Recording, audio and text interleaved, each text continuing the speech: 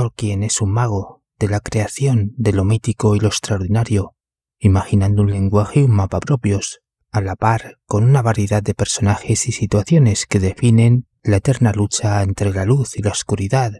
Resalta en su trabajo la trilogía del Señor de los Anillos, publicada en 1954, que es precedida en la cronología histórica de la Tierra Media por la novela El Hobbit, publicada en 1937. En esta última comenzamos la aventura de rastrear el arquetipo de la sombra en la historia de Tolkien, desde la llegada del Anillo Único a la comarca hasta su destrucción en Orodruin, el Monte del Destino. Es decir, la historia misma impulsa el recorrido que conduce al protagonista a cumplir su destino junto al arquetipo de la sombra individual, o sea, Gollum. Antes se hace necesario precisar tanto el origen de la gesta heroica como el arquetipo de la sombra colectiva, es decir, Sauron, el señor oscuro de Mordor, que al tomar forma invade y destruye a su paso, dando lugar a terribles batallas. 3 anillos para los reyes elfos bajo el cielo, 7 para los señores enanos en casas de piedra, 9 para los hombres mortales condenados a morir, 1 para el señor oscuro, sobre el trono oscuro en la tierra de Mordor, donde se extienden las sombras, 1 anillo para gobernarlos a todos, 1 anillo para encontrarlos, 1 anillo para atraerlos a todos y atarlos en las tinieblas. La historia del anillo es la piedra angular del mundo de Tolkien. Los anillos de poder fueron forjados en tiempos muy remotos, gracias a la magia de seres inmortales. Su objetivo original era crear, curar y construir, pero la malicia de Sauron logra atar el poder de todos ellos en el único, el anillo de poder forjado en las sombras de Mordor, a través de este poderoso conjuro inscrito en el anillo mismo, un anillo para atraerlos a todos y atarlos en las tinieblas. El anillo, símbolo del destino, de lo que comienza y acaba, de la muerte y renacimiento de lo existente, de la totalidad, condena a los poderes benéficos a ser seducidos y atados al destino continuo, circular, de coexistir, de estar atados con lo oscuro, que trae destrucción y caos. El anillo único corrompe lo que toca, solo sirve para destruir y hacer el mal, pues esa es su naturaleza y ese su fin. Los 3 anillos de los elfos tienen cada uno una gema que los distingue, mientras el anillo único es liso y metálico. Las gemas simbolizan la sabiduría y el metal remite a la astronomía subterránea, al oscuro, a lo saturniano. De esta manera es obvia la contraposición entre el anillo y sus antecesores élficos. Mientras el primero manifiesta su razón oscura, los otros implican la claridad y la belleza. Es Isildur, descendiente de reyes antiguos y poderosos, el primero en ser tocado y destruido por el poder oscuro del anillo. Él, en compañía de elfos y enanos, combate en la primera gran batalla contra Sauron, quien, después de forjar el anillo único, ha extendido el caos y las tinieblas sobre gran parte de los territorios conocidos, y ha corrompido a los 9 reyes poseedores de los 9 anillos de los hombres, quienes ahora, como espectros vivientes, le sirven. El anillo es conocido entre los descendientes de Isildur, los valerosos y nobles hombres de Gondor, como el daño de Isildur. En medio de la batalla, ya casi sin esperanzas y en un último esfuerzo, este rey corta el dedo del Señor Oscuro, donde ostentaba el anillo. Tras un grito de agonía que hiela la sangre y paraliza a los combatientes, Sauron se desmorona, pierde su forma y se refugia informe en el fondo de la tierra de Mordor para preparar su futuro retorno. El Señor Oscuro se torna un peligro cuando toma forma, cuando encarna, cuando se hace visible, cuando se presenta ante la consciencia. En estas condiciones es invasivo, pretende esclavizar a los hombres y a todos los pueblos libres de la tierra. Es representante del principio oscuro y caótico y comparte con los elfos el don de la inmortalidad. Estos últimos son seres de delicada belleza, constructores, magos buenos que conocen el lenguaje de los animales y los bosques, amigos de los hombres que llevan la nobleza y la verdad en su corazón. Ellos manifiestan el principio que compensa lo que Sauron indica, lo que construye y cura comparte la misma naturaleza inmortal con lo que destruye. Estamos aquí ante lo inconsciente colectivo, ante dos tipos de seres que expresan dos características fundamentales, pero también lo que implica el encuentro con lo desconocido, el viaje más allá de las fronteras familiares de la consciencia, un encuentro con lo maravilloso, como el bosque de Rivendell o las tierras de Galadriel, la reina elfa, donde todo es música, paz y belleza, y la contraparte, el encuentro con lo horroroso, como la ciénaga de los muertos que seducen a los vivos a acompañarlos en sus tumbas acuáticas, o el bosque negro, donde habitan arañas gigantes y grotescas. Mientras, Sauron permanece en la oscuridad, no se hace visible, la Tierra Media prospera, aunque de vez en cuando los trolls y orcos hagan de las suyas. Mientras la sombra permanezca oculta a la consciencia, no genera una crisis extensa para el sujeto o la cultura, aunque eventualmente se manifieste en sueños, comportamientos sociales, deseos particulares, pensamientos y sentimientos que por momentos desestabilizan. El caos comienza cuando lo oculto, lo arrojado e informe en las cavernas de lo inconsciente encarna, toma cuerpo, invade a la consciencia, oscureciendo permanentemente su frágil destello. Sauron pretende esclavizar, exterminar a los pueblos libres, a la cultura de los hombres. Él representa entonces la sombra colectiva, aquello que va en contra de lo que la cultura promulga y que implica, por tanto, su destrucción. Es aquello que toma fuerza, toma forma a través de la proyección. Esto es, la forma propia que no es reconocida, pero sí atribuida a los otros. Si bien el Señor Oscuro puede considerarse como la sombra colectiva, plantea la destrucción de la cultura, el arquetipo toca también lo particular, lo individual, a través de una sombra personal, que en Tolkien toma forma como Gollum. Pues Isildur, el segundo portador del anillo, se niega a destruir el anillo ante el pedido de Elrond, el rey elfo, que lo ha secundado en la batalla. Por tanto, cae bajo su poder y se corrompe de ambición y codicia. La muerte le alcanza en manos de los orcos y pierde el anillo al nadar bajo las aguas del Anduin, el río grande, cuando intentaba huir. Los orcos, trolls y wargos son seres de naturaleza maléfica al servicio del Señor de la Oscuridad. Son leales guerreros que habitan en cuevas oscuras y solo salen en las noches a sembrar muerte y dolor. Estos, junto a los 9 espectros, no dan casi tregua a los héroes de la gesta heroica.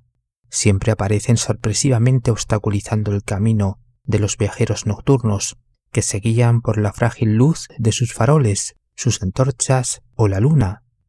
Espectros y trasgos son los mensajeros de la muerte, de la oscuridad, son dignos representantes de la sombra, que llegan sin previo aviso y se imponen sin compasión, destruyendo el frágil equilibrio de la conciencia. Tras la muerte de Isildur, el anillo desaparece de la faz de la tierra, ha caído en las profundidades del río grande, el Anduin, y nadie conoce su paradero. Es después de mucho tiempo que surge de las profundidades del agua, hallado casualmente por 2 hobbits que solían nadar y pescar en las orillas. Los hobbits son gente de mediana estatura, más pequeños que los enanos, gente sencilla, campestre, amantes del buen vino, la buena comida y la hierba para pipa. Nada saben de las maldades del mundo de los hombres y los elfos. De hecho, rehúsan la amistad con los extraños. Existen 3 tipos de hobbit: los que viven en cuevas, cómodas y bien amobladas, los que habitan los valles, en casas de madera, y los que prefieren las orillas de los ríos. Sméagol es uno de estos últimos. Siendo el día de su cumpleaños, se encuentra jugando en el río con uno de sus primos cuando éste pisa algo en el fondo que le llama la atención. Es un anillo dorado que reluce a la luz del sol. Sméagol exige a su primo que le regale este hermoso objeto como presente de cumpleaños. El anillo ejerce su poder, el primo se niega y Sméagol lo arremete con furia hasta matarlo. De esta manera, el anillo único encuentra un nuevo portador que huye de su pueblo y de su gente para no volver jamás. Lo que no sabe es que tampoco volverá a ser el mismo. A partir de ese momento, este sencillo hobbit vaga al amparo de la noche por montañas, valles y desolados desiertos, huyendo de su pecado. Con el tiempo su aspecto se torna agrio y desdichado. Cansado de andar, decide refugiarse en las profundas cuevas de Moria, utilizando el anillo, al que le descubre un poder especial. Mientras lo use, es invisible para los otros.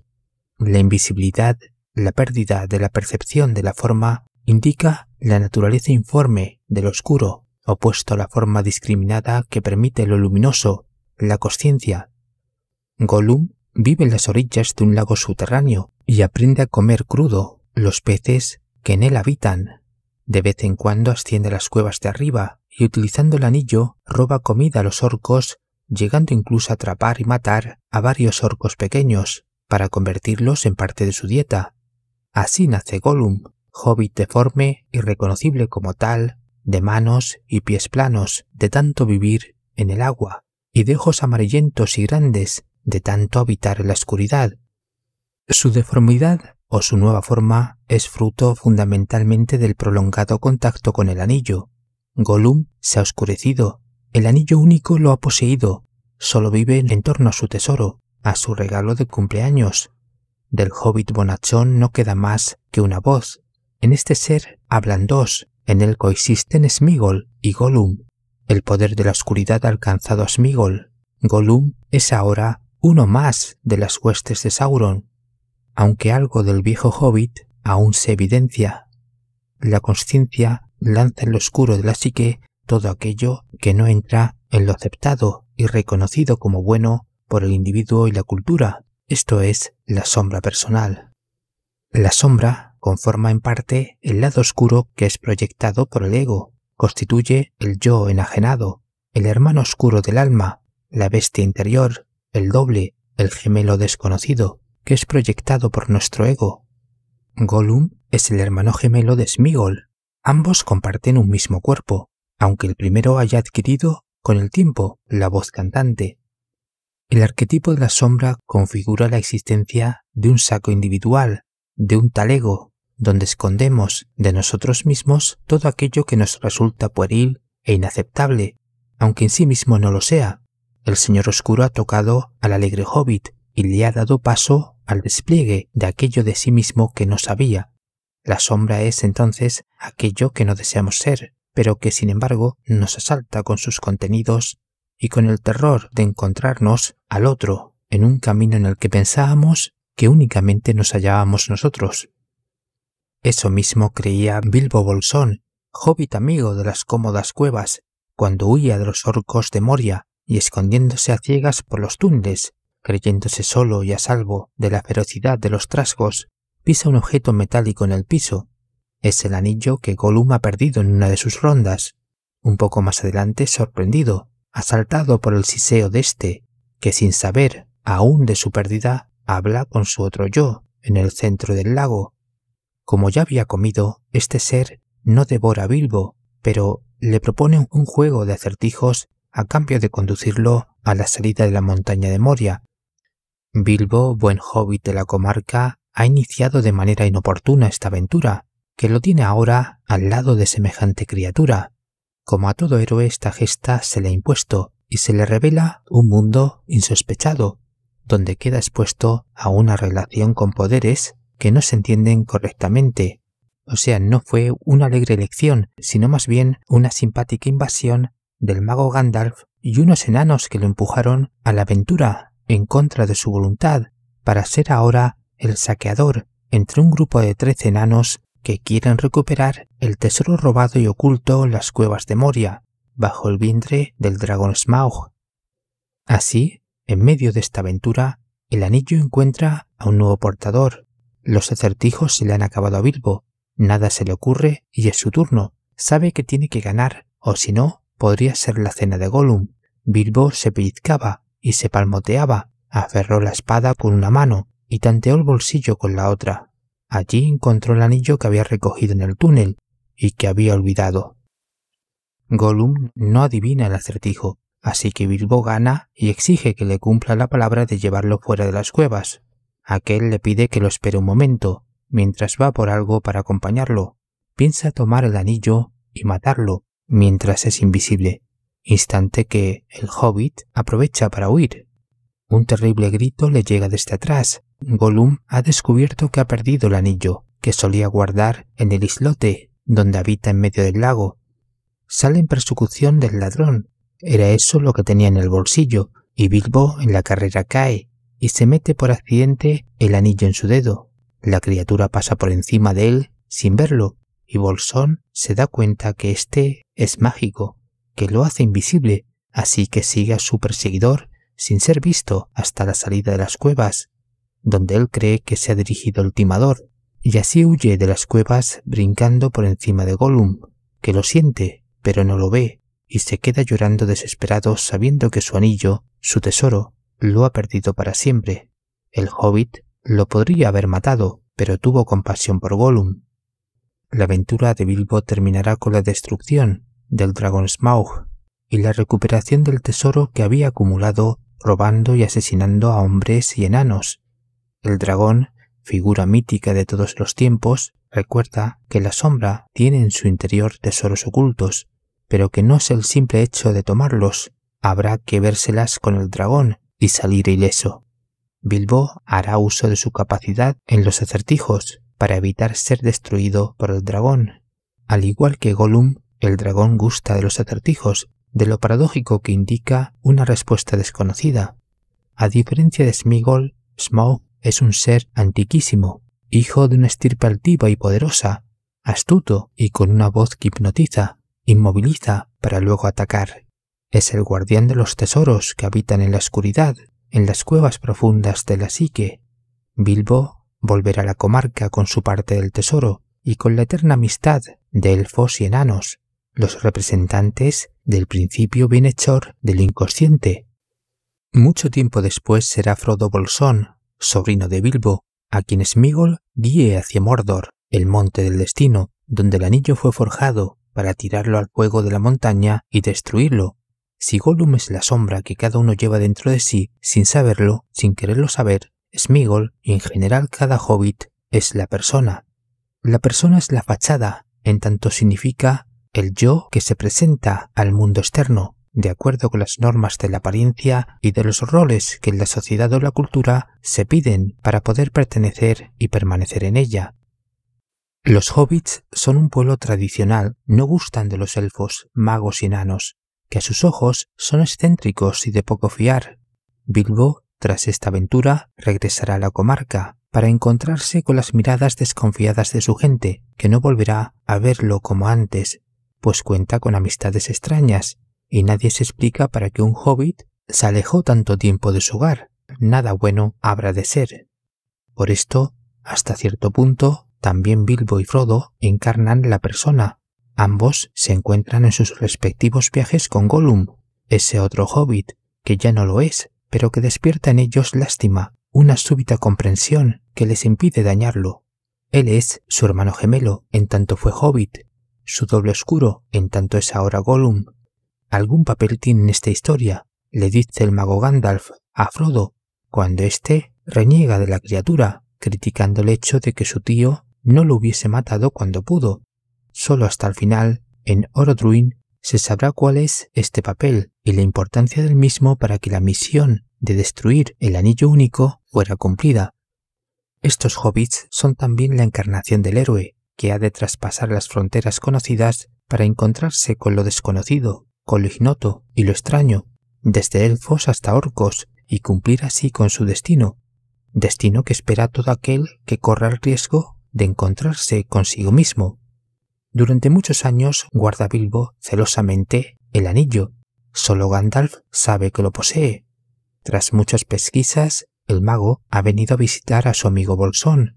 Tiene una duda sombría. Es posible que el anillo que ha encontrado en las cuevas de Moria sea el anillo único, aquel que el Señor Oscuro busca desesperadamente, enviando a sus 9 espectros por toda la Tierra Media, mientras la montaña de fuego se ve nuevamente relucir en Mordor.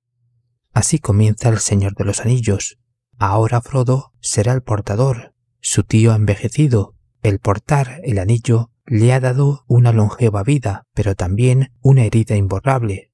Bajo el consejo de Gandalf, Bilbo emigra para radicarse definitivamente en Rivendell, la tierra de Elrond, el rey elfo.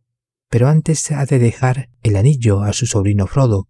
Gandalf lo convence de que así sea, pues algo habrá de hacerse para que Sauron no lo encuentre, y ya está viejo, no podría defenderlo de los espectros que lo buscan. Frodo, acompañado de su fiel amigo Sam y de sus primos Meriadoc y Peregrin, es ahora quien emprende la aventura. También para él, como lo fue para su tío, este viaje es inesperado. Una noche, algún tiempo después de la partida de Bilbo, Gandalf llega a su cueva, le demuestra y se demuestra que aquel regalo de su tío es el anillo único. Al tirarlo al fuego, este ni siquiera se calienta, pero deja ver el conjuro que ha permanecido sin ser visto en su pulida superficie. Uno para encontrarlos a todos. Es necesario emprender el viaje inmediatamente hacia las tierras de Elrond, donde se celebrará el concilio para decidir la suerte del anillo. Muchas aventuras le pasan a Frodo, tristes y alegres, acompañado en un principio por la comunidad de los 9, 2 hombres, un enano, 3 hobbits, un elfo y un mago. Pero luego, tras un ataque sorpresivo de los orcos, la comunidad se disuelve, mientras unos participan en la guerra de Rohan y de Gondor para darle tiempo al hobbit de cumplir su cometido, desviando la atención de Sauron, es decir, Frodo, acompañado únicamente por su fiel Sam, iniciará la última y más peligrosa parte del viaje, la tierra de Mordor. Sam y Frodo se dan cuenta tras unos pocos días de viaje que alguien los sigue. Es Gollum. Tras la pérdida del anillo, Gollum ha salido a buscarlo. Ha sido apresado por los orcos que lo han llevado a Mordor por orden del Señor Oscuro. Allí ha sido torturado y ha dicho todo lo que sabe sobre el anillo. De esta manera, el apellido Bolsón y la comarca es ahora conocida por Sauron, que envía a sus 9 espectros. Es por eso que Frodo tuvo que salir tan velozmente de su tierra, haciéndose llamar por un tiempo el Señor Sotomonte. Gollum sabe, percibe la presencia de su tesoro, y eso lo ha llevado a seguir a Frodo y a Sam, sin ser visto, para matarlos y recuperar lo que le han robado. Pero los hobbits, al darse cuenta de su compañía, fingen dormir una noche, y en el momento en que Gollum se acerca, lo apresan. También Frodo, al verlo, siente una compasión profunda que le impide matarlo, a pesar de los pedidos de Sam. Gollum promete guiar a los hobbits si lo liberan, y así fue. La bondad de Frodo logra que impere Sméagol, pero solo por un tiempo. Así como la sombra que proyectan nuestros cuerpos ante la luz, también Gollum se asemeja a una sombra que no desampara al amo Frodo. Este ha reconocido en aquel el hobbit que algún día fue. La sombra ha de ser reconocida para ser integrada, para que su parte destructiva no nos destruya. Gollum, reconocido por Frodo, ahora le sirve.